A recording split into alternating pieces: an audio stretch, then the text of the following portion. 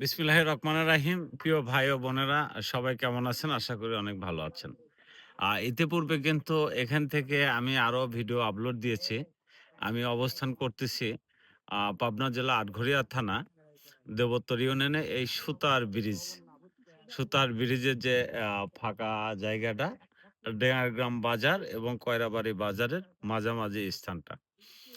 তো এর আগে আমি অবশ্যই বলছি আমার বেকার ভাইয়েরা আ যারা হয়তো তেমন ব্যবসা পাচ্ছেন না, হয়তো তাদের উদ্দেশ্যেই বলতে চাই। এর আগেও কিন্তু আমি কথাটা বলছি। হয়তো অনেকেই কমেন্টে অনেক কিছু বলেন। আসলে আমি নিজেকেও আ অনেক কাজ নিয়ে অনেক ব্যস্ত রাখি।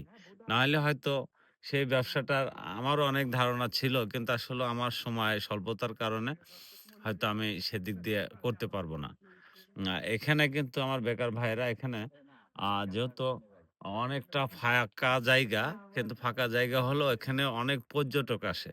অনেক দূর-দূরান্ত থেকে কিন্তু এখানে আ ঘুরতে আসে। আর পানির সময় যখন বর্ষার সময় তখন তো আরো সৌন্দর্যটা আরো অনেক বেশি। তো আমি কিন্তু এখনো আছি একদম শীত মৌসুমের শেষে।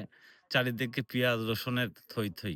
আসলেও এত পেঁয়াজ রসুন আমি পাবনার মধ্যে এখানকার ছাড়া হয়তো অন্য কোথাও আমি দেখি না। তো এমন একটা জায়গা, তবে এখানে আপনারা কেউ আ আ উদ্যোগ নিয়ে কিন্তু এখানে ফুড আইটেম নিয়ে কিন্তু এখানে বড়সড় করে একটা রেস্টুরেন্ট মতো দিতে পারেন। কারণ হলো কি এখানে কিন্তু বিজনেস করার মতো জায়গা। কারণ হলো এখানে অনেক দূর-দূরান্ত থেকে পর্যটক আসে। আসলে এখানে কিন্তু কোনো খাবার আইটেম এখানে কিনে খাওয়ার মতো অবস্থা নাই। এখানে বসার মতো কোনো অবস্থা নাই।